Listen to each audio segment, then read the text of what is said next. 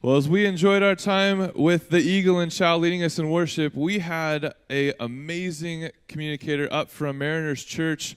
Kyle Zimmerman came up and was an amazing speaker with our students, and you guys are in for a real treat as he comes on up. Will you welcome with me Kyle Zimmerman? Thanks, Brandon. Good morning, you guys. It is good morning. So I got to see some of you guys the last couple of days. We've been hanging out. It is a gift and a privilege for me to be a part of the story that God is writing here this weekend. You guys do realize God is writing a pretty unbelievable story through your church. And I got to see it firsthand as I showed up and watched the army of volunteers preparing for this little thing called Awaken, which you did over the last couple days. And then the hundreds of students fill this space in this room and watched as God did remarkable things in their lives. And I loved it because it brought me back to one of the things that I was listening online to what Pastor Tom was sharing last week about how it's God's desire that we become a spiritual link in this spiritual chain that he's writing through time. And I thought, I love that is real and alive in and through this church and in and through you. You are developing and pouring into the next generation that will carry this story of good news in a beautiful way. And so thank you for the great gift of allowing me to be a part of that. So I am the other Kyle Zimmerman. I am the fake Kyle Zimmerman from Southern California, and so it's great to be with you guys this morning. I want to talk to you about freedom. And as I was thinking about freedom, kind of the flip side of that is, have you ever felt trapped? Have you ever felt imprisoned by something? I remember years ago, I was leading a missions trip of students, ironically, to a third world country, and we got trapped in an elevator. And it felt like the walls were closing in, and we've been out all day sort of doing VBS and sports camps and all kinds of stuff. And you don't eat lunch, you're just kind of moving through, and so you're coming back tired and it's late. And I'm responsible for all these kids, so I'm going to just get everybody into one elevator, so we're just kind of crammed in there, really tight, and it's getting kind of hot, and everybody's like giggling and elbowing and poking because you're all tired. And so we start moving, and pretty soon one of the kids dares this other kid. He says, "Hey, see if you can get the door open." And I'm like, don't do that. That's a bad idea. You don't want to open elevator doors while they're moving anywhere, particularly in a third world country. And so, but I'm watching this kid, and he starts prying at the door, and I'm thinking, this kid's not going to get this door open. He's a little guy. And he gets the door open about 4 inches, and all of a sudden the lights begin to flicker, and the elevator kind of lurches, and it grinds to a halt between 2 floors, like 10 floors up.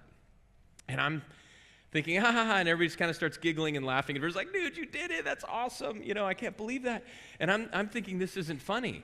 And it's like, find the button, hit the button, the alarm thing, and there's no button. And as I grab the phone, there's no phone. And I'm like, even if you could pick up the phone, we don't speak the language. So what are we going to say to somebody to come rescue us? And so pretty soon the laughter and the giggles start to fade, and it becomes a little more serious. And it's like, what's going to happen? You're looking for the escape hatch that James Bond would go out of or something like that, and you don't even see that. And so all of a sudden, the stress and the anxiety and the worry and the fear starts to rise a little bit, and these kids start getting a little nervous and anxious. I am just getting angry, and I'm looking at this kid and going, if we get out of this, I'm leaving you in this country. I'm never taking you home. And so over time, eventually, the elevator just starts to move and it starts to descend, and eventually we get free. But have you ever felt trapped? Have you ever been in a place, where you just feel kind of confined and imprisoned like that? There was anybody see Rogue One?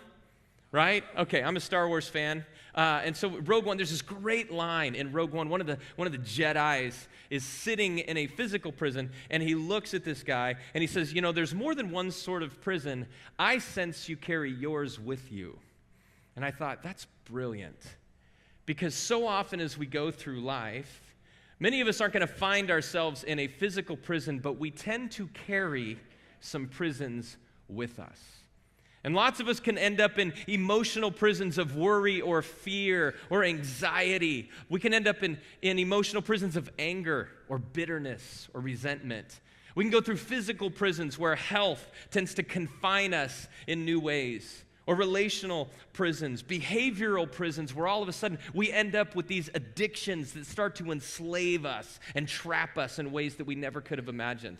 But one of the most significant ones that we walk through in this world that is common to everyone is a financial prison. We end up in these prisons of finances. And we see this because Well, here's an interesting question. Have any of you had any sort of concern or worry or stress or any sort of conversations with a little intensity around them around finances in the past 30 days? Right now, so remember, this incorporates Christmas and the Christmas season. So have any of you, sort of had conversations around how much you're going to spend on Christmas or how little you're going to spend on Christmas? Have any of you had worries or concerns about debt starting to consume your life and how you're going to find your way out? Have any of you started thinking about maybe how you're going to pay for college? I have 4 kids, so that's one of my concerns as I go through life. Right? How in the world am I going to pay for college? What is that going to look like? Maybe sometimes you're not worried just about the present, you're worried about the future. Maybe some of you are worried about your retirement, and is it growing or shrinking, and what's the market doing today, and how am I going to keep up, and do I have enough, and what's that going to look like, and what am I passing on? Maybe some of you are concerned about all of those things. But we can start to feel overwhelmed with even medical bills, and say, how are we going to pay for this? And if that's you, my bet is, that is you. And the reason I know this is because the world would say money consistently ranks as the number one stress in people's lives. Money is the number one thing that tends to tear apart relationship. If you look, you can go online and see that money is held like the number one spot for stress in people's lives for like 10 years running. Woo, congratulations, money, you win, 10 years. You know? Any millennials in the room? Younger generation? Congratulations. The world would say that you guys are the most stressed about money. So congratulations to you. Well done. But we see that this is what happens. And what happens when we feel stress? What happens when we feel trapped? Well, imagine yourself being in that elevator. And all of a sudden it feels like the walls are closing in. And all of a sudden what starts out as kind of, I think we're going to make it. And that's okay. Something will happen, right? And we're going to find our way through this. You start to think, we're not going to find our way through this. And then what? Turns into angst and anger and fear. Money, all of a sudden, finances can start to pull apart relationship. We're even willing to trade relationship sometimes for money. And it starts to just erode our life. And all of a sudden, we can feel hopeless, like there's no way we're going to make it through. And there's something in us that we just go, man, we were designed to live this way. There's no way we were designed to live confined and in fear with worry and stress and anxiety and doubt about anything overwhelming our lives. And you're right. We were designed to live free. And so today we're going to look at how do we become trapped? Jesus has a lot to say about this. We're just going to look at one passage about how we find ourselves trapped in these prisons. And more importantly, where do we find freedom? How do we get through this? Not just survive it, but how do we move through life free? So grab your Bibles, turn to Luke chapter 12. Luke, right? Luke. I'm not your father. Luke, different Luke. It's not the Star Wars Luke. Luke chapter 12. This Luke is a doctor, right? We know that this Luke is a doctor. He wrote this book, this gospel, for Theophilus. He wrote it to be a careful, accurate account. He talked to eyewitnesses. He studied. And the reason he wrote this gospel is he wanted both Theophilus and us today to be certain of the truth in which we believe. He wanted us to know that this is real. Jesus is real and alive. And here, I'm going to lay it out for you. So Luke in chapter 12, what's happening now is thousands of people have started to gather and listen to Jesus teach, which is pretty common in that day. And not just listening to him teach, they knew that he was going to talk about freedom and hope in different ways. And so thousands of people are gathering. They're literally stepping on each other to try and get close enough to Jesus to listen to what's taking place. And here's what happens in Luke chapter 12. We're going to look at verses 13 through 21. Someone called out from the crowd, "Teacher, please tell my brother to divide our father's estate with me." And Jesus replied, "Friend, who made me a judge over you to decide such things as that?" Then he said, "Beware, guard against every kind of greed. Life is not measured by how much you own." So we have this brother, somehow he finds a way to get close enough or yell out above the crowd, and he's like, "Jesus, like, hey, tell my brother, share the inheritance." And it's probably a younger brother because inheritance was passed down generationally right through the older siblings at that point. So he's just highlighting, you know what I mean, that look at how selfish my older brother is, when really he's pretty selfish too. He's just going, I want mine and I want it now. And you got to love Jesus' response, right? He says, wait a second. There's all kinds of rules that would govern how inheritance gets passed along. And so Jesus is like, look, I'm not your financial advisor. I'm not going to even get into that conversation, because what is Jesus concerned about? Your heart. And so Jesus cuts right to the heart of the issue. And he actually names the issue and the financial prison that we find ourselves in, and it's greed. Because what does Jesus say? Beware of every kind of greed. And I love that he says, beware of every kind of greed. We know what greed is. Greed is simply an insatiable desire for more, right? Something that starts to consume your life and becomes so dominant in your life, you have to have more, that you're willing to trade things, relationship, money, finances, resources, whatever it is, but I have to have more of that. And so he says, beware of every kind of greed. Because sometimes greed shows up in our finances. Sometimes it shows up all the time, right? In our possessions and things like that. But also, greed can show up in other places in other ways. Greed could show up in popularity. We just want more power and more influence and more relationship, because if I can be liked enough, then that's it, and I'm just going to crave that. Greed can show up in influence. Greed can show up in knowledge. Greed can show up in our health. Greed can show up in skills and abilities, that I'm just going to work so hard at something, I'm willing to trade other parts of my life away. Greed shows up everywhere. And so Jesus says, beware against every kind of greed. Any place that an insatiable desire is taking over your life, beware of that. And then he continues and he says, life isn't measured by how much you own. Life isn't an abundance of possessions, but life isn't measured by how much you own. And it's interesting because I think Jesus knew we like to measure how much we own, right? Because we think that success is determined by how much we own. And not only that, when we can measure how much we own, you know what I can do? I can measure how much you own. And now all of a sudden I can see how successful I can start to measure you. I don't just measure myself. And this is how greed kind of creeps into our life, really subtly. Because if I asked you guys, hey, how many of you are greedy? Like, not a lot of hands are going to go up. If you ask people today at lunch, well, hey, are you a greedy person? Like, nobody's going to go, yes, that's me. I'm so greedy. No, people don't do that, right? But Jesus is saying, beware. Greed can slowly creep in. Beware of every kind of greed. Life isn't measured by how much you own. Because greed slowly slips into our lives. How do you identify it? Comparison.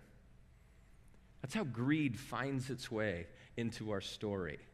Because when I'm measuring how much I own and paying more attention to that, then all of a sudden I start comparing that and measuring that against how much you own. And why do we do that? So you see, comparison is this pathway to greed. And we see it from the time we're kids. How many of you either have kids or have been around kids? Right, so it should be just about everybody. There was hundreds of them on this campus last year. So in the midst of that, from the time our kids are little, it's interesting. Maybe it's just my kids. But you don't have to teach them this idea of comparison or greed. And it starts showing up after Christmas. I remember when they were really young, we'd open all the toys and stuff. It's amazing. We're having this great time. And then they'd look out the window and they'd see one of their pals just riding by down the street on like a new skateboard. And somehow everything that we have and everything they just got just didn't matter. They just kind of be at the window going, wow, that looks awesome. Dad, I need a skateboard. Like, why do you need a skateboard? Because they're comparing everything they have against everything. And why do you need a skateboard? Well, because look at that. I can ride with them. And then I'm like, just run. You got feet. Just watch this. You know what I mean? You can probably run faster. And then you won't fall as much. It'll be amazing. But it's like, no. And so pretty soon, within a month or so, all the kids, about 14, 15 on the street, would be skateboarding together. You know what I mean? Riding around. Until one day, one of them got a scooter. Right? And it's like, I need a scooter. Why do you need a scooter? Look at that. It's so amazing. Yeah, but ride your skateboard. It's the same thing. It's got wheels. It'll take you everywhere you want to go. No, I need that. I need a scooter. And I remember these things called rainbow looms took over the neighborhood. It's thousands of the world's tiniest rubber bands in a bunch of different colors that they'd stretch over these things. And they'd make these cool little gifts and stuff, which were awesome. But you put them on, and they're so tight, it would like cut off the circulation to your hand. And you're like, this is amazing. I'm going to lose my hand for this gift. But here's the thing. It all started with comparison. And I was thinking, gosh, it's so great that we grow out of that, isn't it?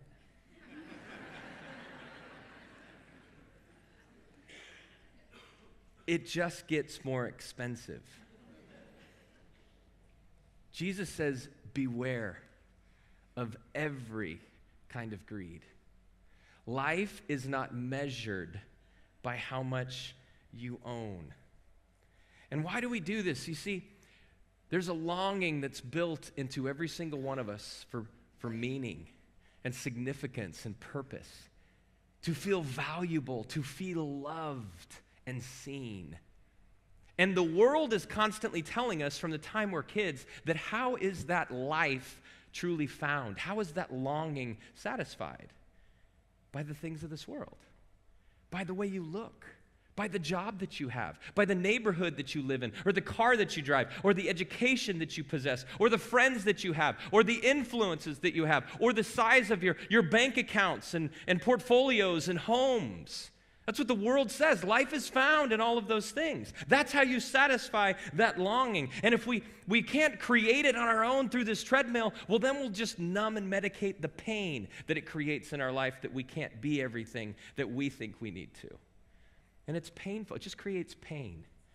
I remember for me, growing up in my 20s, life for me started to become about stuff.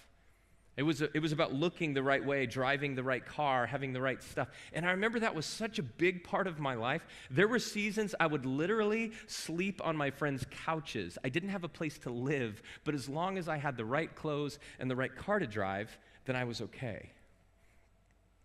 In my 30s, it became much more about the skills and abilities and the way that I would compare myself and my story to the people around me. And I had good friends that were great musicians and artists like these guys, songwriters and singers and authors. And I'd start to go, why don't I have those skills and abilities?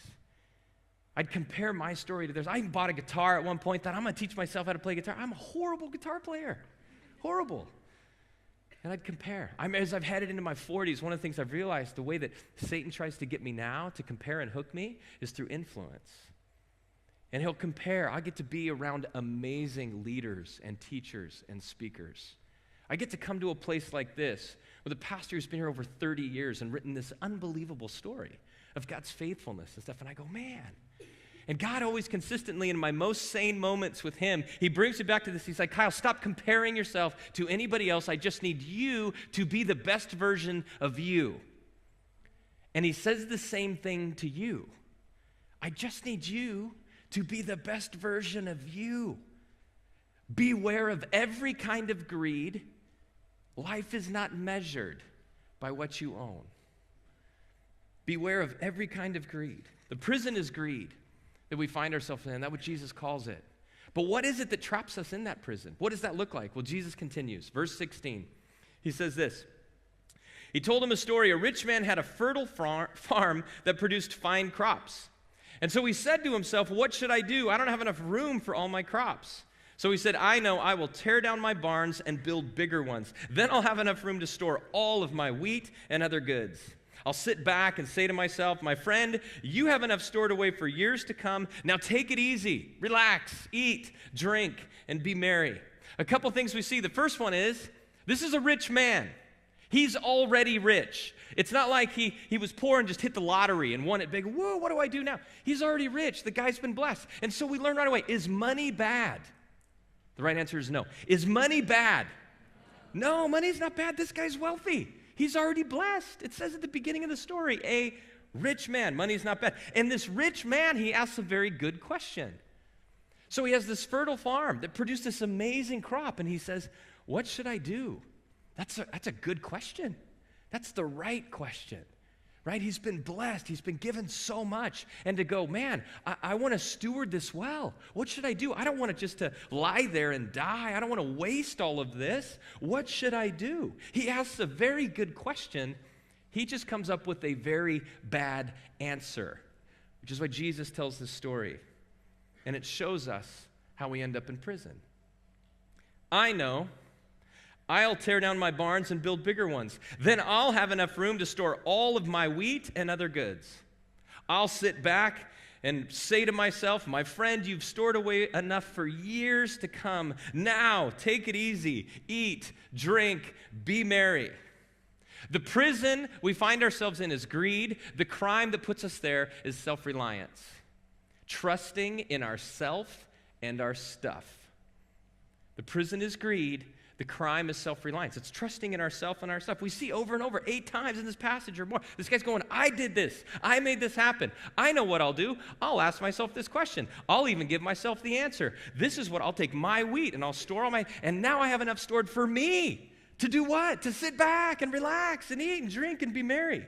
He sees himself as both the provider and the consumer of everything he has. He literally views himself as the author and the creator and the giver of everything.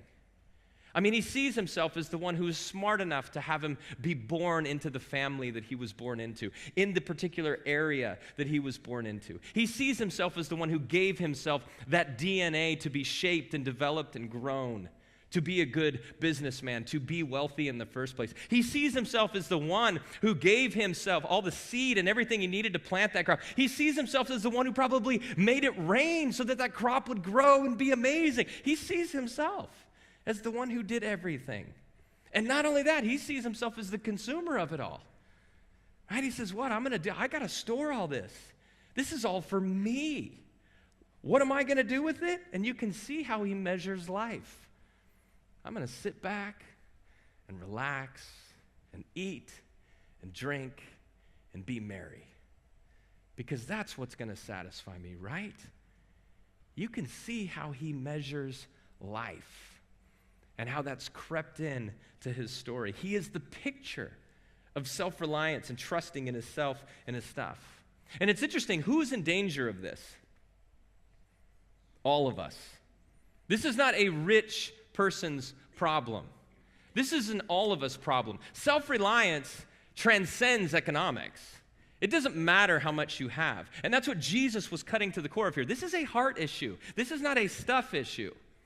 And we see this all around us, even in life. It exposes itself in our choices and the way we think about life. We can start to, it creeps in really quietly through comparison and becomes greed. And pretty soon, it becomes public in the choices and the way we spend our time, spend our money and our resources. We all know people who, in terms of earthly standards, have very little, and yet can be some of the most free, hope-filled, joyful people you've ever been around.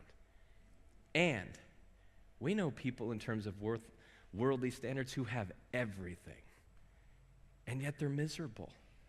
And they're trapped in prisons of fear or worry or doubt. We got to see this as a family as we were going through this Christmas season. We live in suburban Orange County in Irvine, a little cul-de-sac. And literally 3 blocks away from us is this big apartment complex where there's hundreds of families living in 300 apartments. And we went to visit one of them who's good friends with my daughter in her 5th grade class.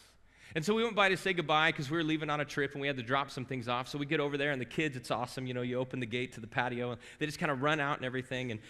And you walk in and there's this great family and they're living, and you walk in, you look, and literally all there is in a 1-bedroom apartment for a single mom with 4 kids is a couch and a table in Irvine, in Orange County. People would go, what?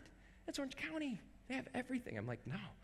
And the pantry's open where they would normally store food, and it's stacked with all their linens and clothes because they don't even have a place to put it. There's not even hardly any food. And yet we sit there and have this amazing conversation, and the kids are playing, and there's so much joy and life and gratitude and thankfulness and freedom and hope. It's just exuding from this single mom and her 4 kids. It was beautiful. And I got to talk with a friend of mine who lives in a big home on top of the hill overlooking the ocean. And as he's heading into the Christmas season, he's describing to me how painful it is for him because he lives alone now.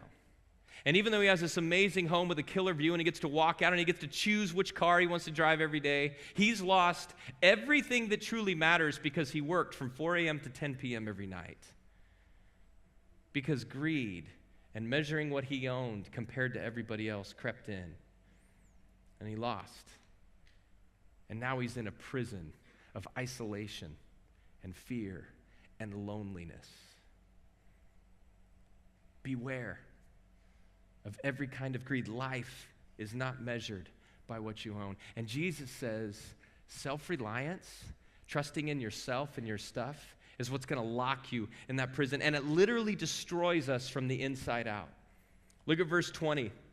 God says to this man who's trusting in himself and his stuff, he says, "You fool, you will die this very night. Then who will get everything you worked for?" He's saying life is fragile. Life is more than about the world and what the world is telling you about appearance and popularity and influence. There's so much more to life. You don't even know how many breaths you will take. And he says, you're going to lose your life this very night. And then what? What happens to all of that you've stored up, that you produced for yourself and you're planning on consuming, and it's all going to get wasted because life is fragile. And you're missing out on the most important thing.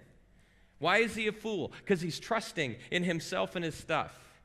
And it's interesting that this prison of greed and self-reliance, it's not new to our generation. It wasn't even new to that generation. It's been around since the very beginning of time. We see it as God's creating everything in Genesis, right? Everything's beautiful and good, and the whole earth and world is living in harmony. And God says, we're together in relationship, you and me and you with one another, and this is awesome. Until what do Adam and Eve do? They pursue self-reliance. That's how Satan hooks them. Hey, if you eat from that tree, you can be like God. You can know everything that he knows. You could provide for yourself. You wouldn't even need. You could be self-sustaining. You could trust in yourself. And that's what they choose. That's what we choose. But the beautiful thing is, while this prison of greed and self-reliance has been around since the beginning of time, so has God's grace. So is God's love.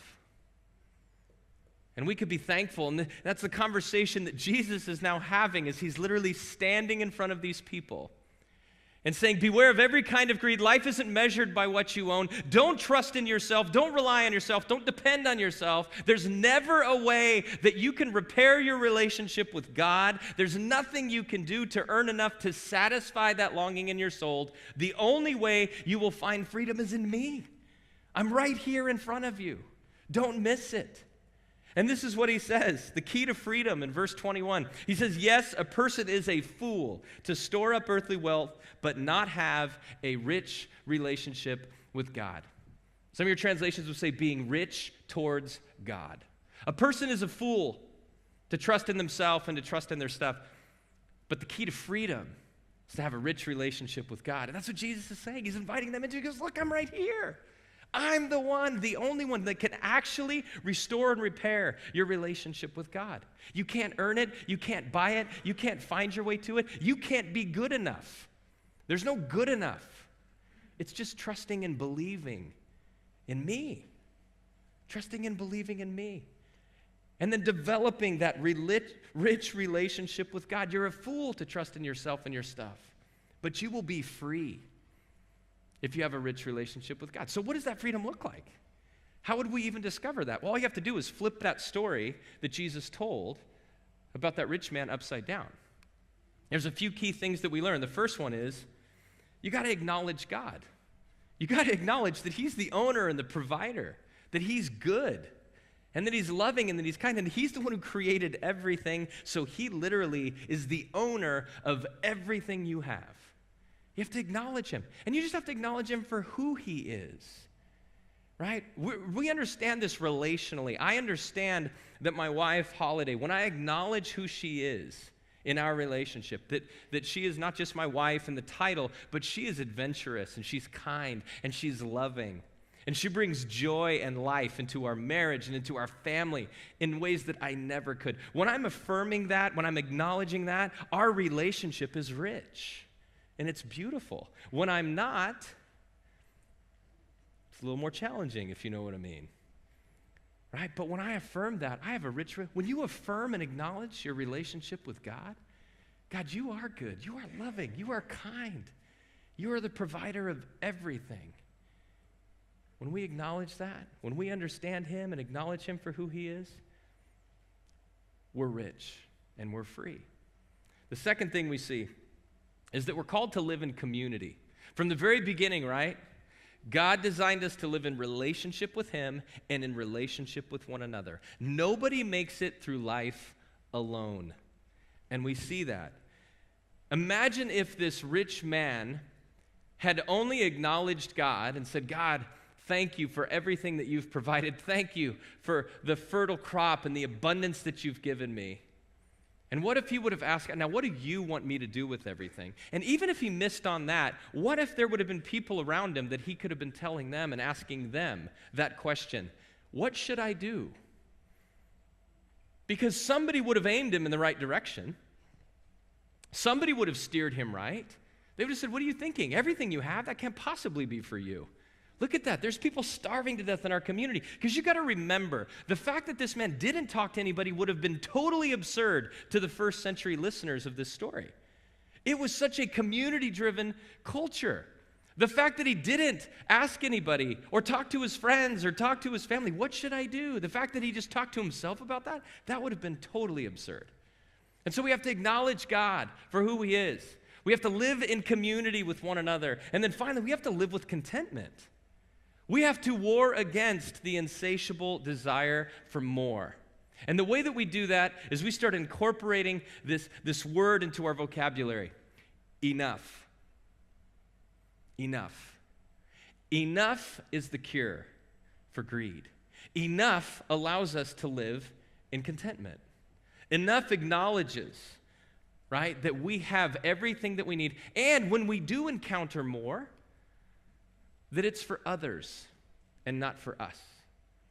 When we do encounter more, when God does bless us, when we have more than we need, we say, we have enough. This must be for other people. And then it takes us back. We get to acknowledge God and talk with him and say, God, what do you want me to do with everything that you've provided for me? What would that look like? And so we have this idea of enough. I love that that's the story. I believe that that is the story God's been writing through this church for a long, long time. That every time there's more, you go, well, it can't just be for us. There's got to be people in this area that are desperate to hear and know God and find the kind of freedom that we've experienced. I love that that's the church I get to live in. I love that God, He's invited me to learn how to teach spiritual principles through my kids. And so I remember when they're younger, they came out, like I said, we already talked about comparison and greed, and they're not born with the innate ability to just share. Maybe it's just my kids, but they didn't come out going, oh, here, why don't you share this with me? Like, they didn't need private tutoring lessons for selfishness. Like, they just were born with it. It was amazing. And so in the midst of that, you're trying to teach them this idea of, look, sharing, right? And I remember when they're little, I used to talk to them and I said, listen, when you share, there's always more. When you share, there's always more. And it would start with like dessert or cookies or things like that. You know what I mean? They just sort of disappear off the plate, and then it's like, wait. It's okay. Because I know there's a whole like pantry and refrigerator. We got more. And I know that because I can see it, but they don't. When you share, there's more. And it turned into even their stuff to where, like, literally they would get toys for Christmas and they'd make their way around the neighborhood as they would see this and like, that kid doesn't have a bike yet and I don't really need this one here. Why don't you take my bike? And then this bike would get passed around through kids because when you share, there's always more, not just mindset, but phrase started making its way into other families. And I love that it wasn't just about stuff, it became about who we were. It became about compassion and kindness and caring and love. I love that when you share, there's always more. Started to work its way into the fabric of our family so much. We started praying and saying, you know what we feel called to do? We feel called to bring like some at-risk kids into our house. Maybe we should adopt. And really, my youngest daughter started praying like, I want a little sister. And so she started like preparing space in her bedroom. And long before we ever brought anybody in, there was another bed that was empty but made ready for her. She had cleared space in her dressers and closets. And so we'd bring in some kids for seasons, and she'd share everything because all they come with is like one bag with a few pairs of clothes. And she'd share her clothes, she'd share her toys. And our whole family has started realizing that it's true. When you share, there's always more. Because God owns it all. And He just wants to use you as an agent of love and kindness and grace and compassion and joy and freedom for the world. And it's the gift that as He transforms us, we get to transform the world. Because when we share, there's always more. And I love, for like extra credit, read verses 1 through 12. And then 22 through 34, right around this passage. Because basically that's what Jesus says over and over and over again, is listen, the life you're trying to make on your own can never compare to the life that God has for you. The life that you're trying to imagine over and over, he says, don't be afraid, don't worry. He talks about God seeing all of his creation and saying, look at the birds and look at all of creation and look at the flowers and look at how all of that's provided for. Don't you think he's going to take care of you? And so all around that, he's saying the life that God wants to provide for you is a free life of hope and beauty. And so right in the middle of that, Jesus says, beware. Beware of every kind of greed, because it'll trap you. It'll steal from you. The world will lie to you. The subtle traps of comparison that start to sneak in, you will miss the great adventure and beauty that God is calling and inviting you into. Would you close your eyes just for a moment as I close? I just want to pray, but before I do, I just want you to close your eyes just so there's no distraction and you can just kind of focus. And I want you just to consider, what is it that God wanted you to hear this morning? What did he want you to remember? Where are you overwhelmed by an insatiable desire? Where have you allowed comparison maybe to creep into your story, or found yourself trusting in yourself or in your stuff? Father, this morning, would you help us to remember that you are good, that you are loving, that you are the owner of everything, that you are the author and the creator of life, and that you have blessed every single one of us abundantly. Would you help us to trust you, to acknowledge you for who you are, so that we might discover the fullness of the freedom and the hope that you want us to. And we pray this in the power and the love and the grace that you give us through Jesus. Amen.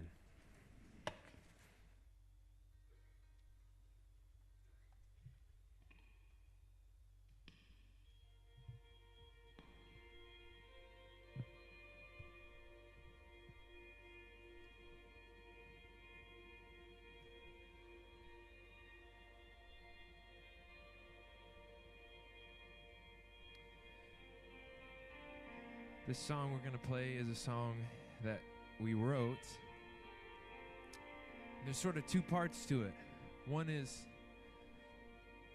gratitude, reflecting on the power and goodness of God, giving us the greatest gift, which is freedom from our sins, from our broken selves. And then the second part of that song is sort of what our job is in response to that, which is to be helpful to others in the way that Jesus is helpful to us. So I hope you like it. It's called Let's Run. Though I will walk through fire and I will crawl in mud, I'll never shake the sacrifice of blood. You are the strongest and you are my promise, Lord. In every darkened dwell, in every shadow den, my God will spread like fire to the meadow's end. You are the strongest and you are my promise, Lord.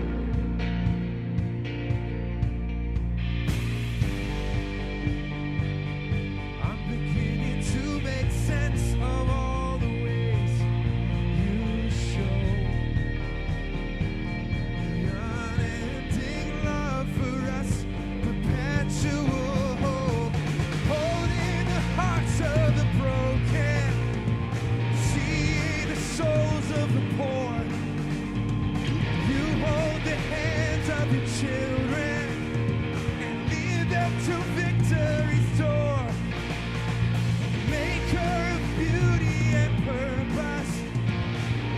see the stars from above. I am a new transformation, knowing the founder of love. So I will fight the flood and I will run through rain. You send the current rushing through my veins. You are the strongest and you are my promise, Lord. We are trained by trial and we are forged by flame, and we can rest our eyes on heaven's claim. You are the strongest and you are my promise, Lord.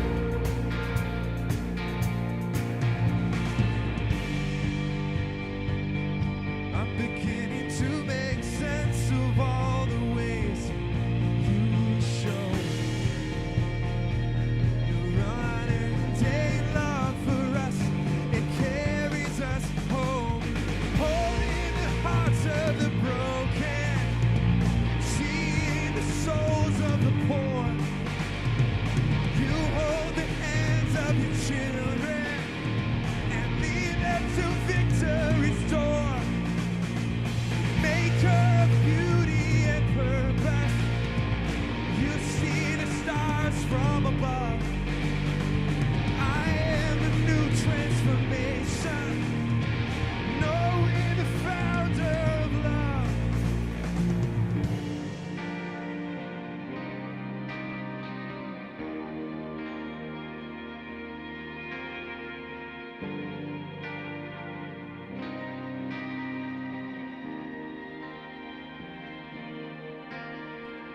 Oh, to taste the sweetness of your remedy. Oh, to see beyond the great divide. Oh, that you'd include me in your legacy. Oh, that you would call me to your side until our worlds collide. And this drop of life will not vanish on the ground, no, but it will land in place in your raging seas. Let's run.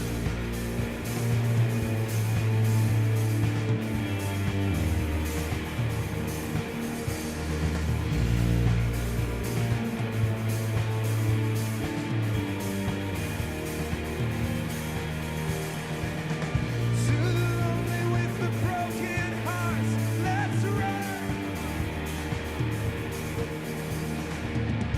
To the desolate and cast aside, let's run. Let's run to the cynics who misjudge his heart. Let's run. Let's run to the wayward with the hateful mind. Let's run. When my flesh does fall and my eyes have closed, you will light the long and crowded road. You are the strongest and you are my promise, Lord.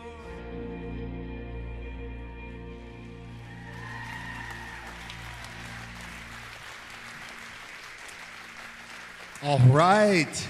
All right, give it up for the Eagle and Child. Thank you guys so much for being here to lead us in worship all weekend. Leading our students is so awesome. Yeah, we had a fabulous conference. We had a lot of volunteers here, and we just wanted to give a quick shout out for a few people, starting specifically with the Hume crew that came down. There's 5 guys, brought a ton of stuff from Hume. Yeah, we have the legendary barbecue chicken that was served for 340 kids, plus all our staff at lunch. Mark and Tina Miranda and your team, thank you so much for lunch. Yeah, and along with them, we had the building crew, Reggie and Josh Berard, Jason Paler, and Nate Hosh, along with the rest of you guys. Thank you so much for putting the set together. Awesome. The Friday crew guys, Tom Zellner and Alan and all the rest of the crew for so much cleanup and just set design and helping us out with that. Thank you so much, Friday crew.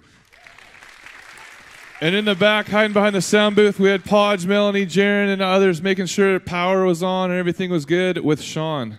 Yeah, yes, let's hear for Podge and his team, legends.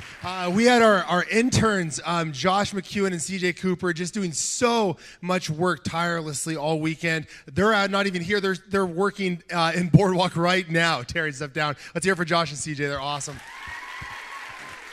And lastly, but definitely not least, we had Sandy Hesh running the merch booth, and Jenna Hall and Don Winch were just killing it with logistics, pulling off Awaken. So, yeah, and we know that there's so many people. We wanted to just go through and list every single person, but we'd be here till 1 in the afternoon. And thank you so much for everyone. If we missed anyone, just thank you for all that you did for us to put this weekend together. We just, of course, there's a little bit more work to be done, Brandon. Yeah, this set was awesome to build. Is here. Now so it's time if to you're take it like, down. I really want to get plugged in a little bit. Now, if you are working at the 11 o'clock service, and we know that a lot of you serve at both services, please don't neglect your service to come help us. But there is a actual working miniature golf course currently in Boardwalk that has to be torn down. And so if there's anyone out there who wants to help us right after this, just stop over in Boardwalk in the Student Center. We've got guys. And if you could just help us, that'd be awesome. And if you do come back, we're going to offer this again at the 11. We're going to be tearing down this set right after church at the 11 to kind of get it reset for next week's If God service that we're starting. So we could use as many hands as possible. Plus, kids can break these boxes, so that'll be fun. They'll have fun doing that. Well, if you can stay, great. If not, enjoy your Sunday. We look forward to seeing you guys so next much. week. Bye. Have a great week.